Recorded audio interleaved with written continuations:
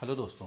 काफ़ी सारे लोग मुझसे जब वीडियो पे एसीएल के बारे में जानकारी लेना चाहते हैं तो ये पूछते रहते हैं कि सर एसीएल में अगर हमारे प्राइमरी एसीएल टीयर है तो क्या हमें एलईटी यानी लेटरल एक्स्ट्रा आर्टिकुलर टेनोडिसिस कराना चाहिए या नहीं कराना चाहिए। दोस्तों, प्राइमरी एसीएल में एलईटी का ज़्यादा रोल नहीं है। एलईटी का ज़्यादातर रोल तब होता है जबकि रिवीजन एसीएल हो।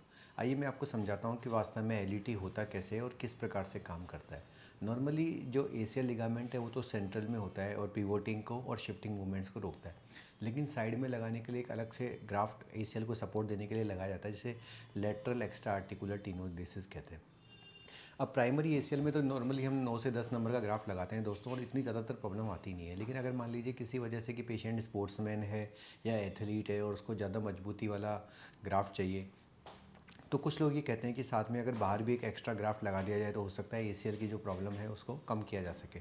लेकिन दोस्तों, मच्छर मारने के लिए तोप चलाना भी कोई सही बात नहीं है। मेरा कहने का मतलब ये है कि एलईटी को एसीएल के साथ लगाना है कि ओवरकिल माना जाएगा, स्पेशली प्राइमरी केसेस में, और सब लोगों के लिए तो इतना कोई फ़ायदेमंद होगा नहीं भी। एलईटी का जो ऑपरेशन होता है उसमें साइड में एक चीरा लग जाएगा।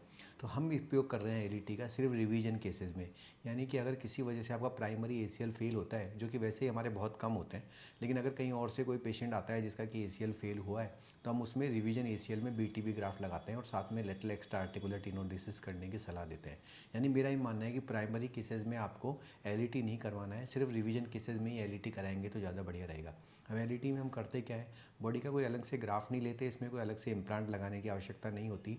टेंसर फेशियल लाटा को ही फिबुला कोलेक्टर लिगामेंट के नीचे से निकाल के और उसे एसीएल के साथ सूचर कर दिया जाता है। हमारे यहाँ कुछ जगह यहाँ पे सूचर एंकर काम में दिए जाते हैं, लेकिन ज़्यादातर जगह हम बिना किसी इम्प्लांट की ही एलईटी का जो यूज़ है वो कर रहे हैं।